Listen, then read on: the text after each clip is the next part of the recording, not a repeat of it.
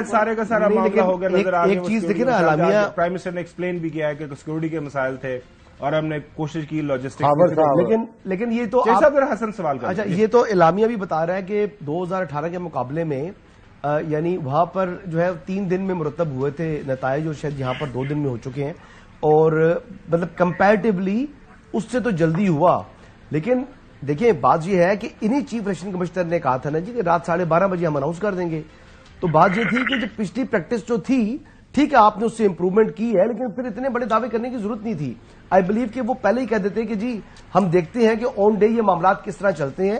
کیونکہ تاخیر ہوئی کہ انہوں نے ہم لوگوں نے بھی تبھی زیادہ اس پر آواز اٹھائی کہ پہلے ہی چیف الیکشن کمشنر اور الیکشن کمیشن کی جانب سے بارہا یہ کہا جاتا رہا کہ اس مرتبہ بالکل تاخیر نہیں ہوگی. انٹرنیٹ کے اوپر جو ہمارا چل رہا ہے امیدیں بڑھ گئی تھی بیسیکلی. تو اب اس کی وجہ سے شکوک و شبہات بھی زیادہ پیدا ہوئے ہیں. لیکن میرے خیال سے اب ان شکوک و شبہات کی جگہ عملی طور کے اوپر اگر کسی کے ساتھ کوئی زیادتی ہوئی ہے تو وہ الیکشن کمیشن میں اور اپنی دادرسی کرائے. جی کیا خیال ہے؟ بالکل ٹھیک ہے زاہد بہت شکریہ. اچھا زاہد جاتے جاتے یہ بتا دیجیے گا کہ چیف الیکشن کمشنر صاحب جب سے یہ انتخابات ہوئے ہیں جس دن سے آن ورڈ وہ کوئی شائع سے ہیں کوئی میڈیا پہ نہیں آ رہے کیونکہ روایت رہی ہے کہ سٹنگ چیف جو الیکشن کمشنر یا پہلا نتیجہ اناؤنس کرتا ہے یا فائنل ہونے کے بعد وہ ایک میڈیا کے بریف کرتے ہیں اور میڈیا کو فیس کرتے ہیں. طبیعت تو ٹھیک ہے نا ان کی؟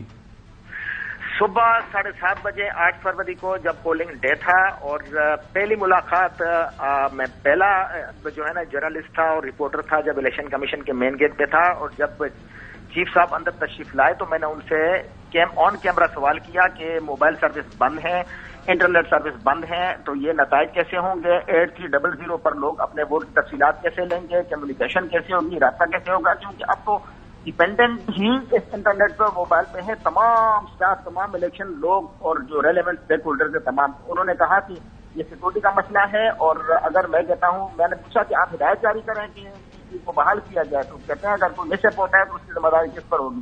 اور دوسرا انہوں نے یہ کہا کہ ہمارے پاس سسٹم موجود ہے اور یہ تمام جو ڈیٹا ٹرانسفر ہوگا یہ آن لائن اگر نہیں ہے تو آف لائن بھی ہوگا. میں حیران ہوں کہ رات 2 بجے تک آن لائن چیز نہیں ہے تو آف لائن کیسے آئے گی. وہ تمام چیزیں جو ہیں وہ ایک صرف دعوے کا دعویٰ نہیں وہ پوچھ رہے ہیں کدھر ویسے کر دی تھی انہوں نے یہ بات. آپ ہاں یہ ان کی خرید بتائیں جی.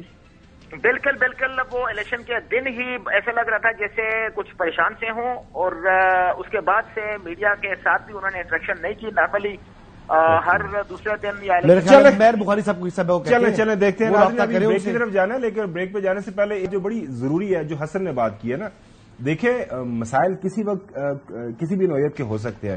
ایک تو یہ ہے کہ ہمیں بار بار یہ چیف الیکشن کمشنر صاحب نے بتایا تھا کہ جناب اعلیٰ ہم نے تمام تر جو انتظامات کر لیے ہیں ریہرسلز کر لیے ہیں کانٹیجنسیز پلان بنا لیے ہیں کہ اگر ایک چیز کام نہیں کرتی اے پلان نہیں کرتا تو بی نہیں کرتا تو سی نہیں کرتا تو ڈی.